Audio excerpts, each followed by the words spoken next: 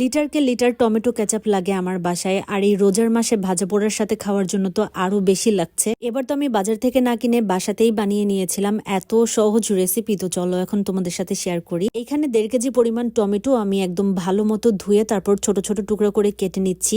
আর tomato ketchup বানানোর জন্য কিন্তু আমাদের বাজারের সবচেয়ে লাল টকটকে টমেটো গুলোর প্রয়োজন হবে। তাহলে না কেচাপে আর্টিফিশিয়াল কোনো কালার দেওয়ার প্রয়োজনই পড়বে না, একদম বাইরে থেকে কেনা কেচাপ গুলোর মতোই রং আসবে। 1.5 কেজি টমেটোর জন্য 3টা মিডিয়াম সাইজের পেঁয়াজ, 4টা শুকনো মরিচ, ছোট 2টা দারচিনি, 1টা এলাচ, 4টা লবঙ্গ, ছোট 2 টুকরা আদা আর কতগুলো রসুন দিয়ে দিলাম। এরপর একটা ছোট তেজপাতা আর পরিমাণ মতো লবণ দিয়ে দিলাম। পরে আমি আবার টেস্ট করে দেখব, যদি প্রয়োজন হয় তাহলে আরেকটু লবণ অ্যাড করে দিব। এরপর চুলার আঁচ মিডিয়ামে রেখে আমি কিছুক্ষণ ঢেকে রেখে দিয়েছিলাম। যখন দেখলাম টমেটো থেকে একটু পানি ছেড়ে দিচ্ছে আর মনে হচ্ছে যে টমেটো গুলো একটু সিদ্ধ হয়ে এসেছে, তখনই আমি ঢাকনা উঠিয়ে নেড়ে ছেড়ে দিচ্ছিলাম। আর টমেটো থেকেই কিন্তু প্রচুর পরিমাণে পানি বের হয়ে আসে, এখানে আমি এক্সট্রা কোনো পানি অ্যাড করিনি। এরপর আবারও ঢেকে রেখে দিয়েছিলাম টমেটো গুলো সম্পূর্ণ সিদ্ধ হয়ে আসা পর্যন্ত। এটা একটু সময় নিয়ে করাই ভালো, যেহেতু এখানে টমেটোর সাথে আরো অন্যান্য অনেক মশলা আছে, তো সবকিছু একটু সময় নিয়ে আস্তে ধীরে সিদ্ধ করে নিতে হবে। তো আমি এখানে নেড়ে চেড়ে সবকিছু ভালো মতো চেক করে নিচ্ছিলাম যে টমেটোর এই মিশ্রণটা ঠিক মতো রান্না হয়েছে কিনা। তো এখানে আমার রান্না ডান।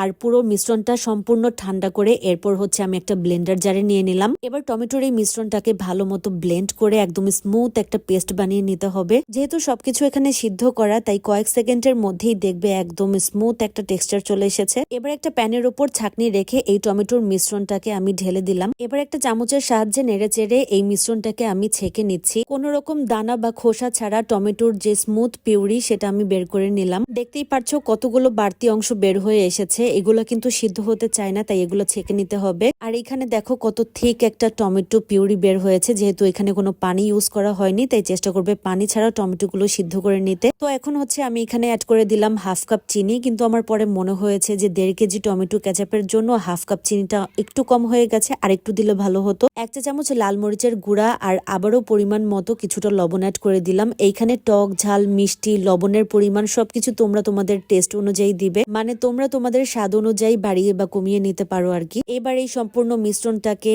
জাল দিতে দিতে অনবরত নাড়তে নাড়তে এরকম ঘন বানিয়ে নিতে হবে। এই টমেটোর মিশ্রণটা কিন্তু প্রচুর পরিমাণ ছিটতে থাকে, তাই অবশ্যই তোমরা সাবধানে থাকবে। আমার 2 হাতের অবস্থা অনেক খারাপ হয়ে গিয়েছিল। একদম শেষ পর্যায়ে আমি অ্যাড করে দিয়েছিলাম 1/4 কাপ সাদা ভিনেগার আর 1 চা চামচ কর্নফ্লাওয়ার আমি 1 চা চামচ পানিতে গুলিয়ে রেখেছিলাম, সেটা অ্যাড করে দিয়েছিলাম। এই অবস্থায় বেশি সময় ধরে রান্না করার কোনো প্রয়োজন নেই, 5-6 মিনিটের মতো রান্না করে নিলেই হবে, যেহেতু সবকিছু আগে থেকেই রান্না করা। একদম দোকানের কেনা টমেটো কেচাপের মতোই কিন্তু কালারটা এসে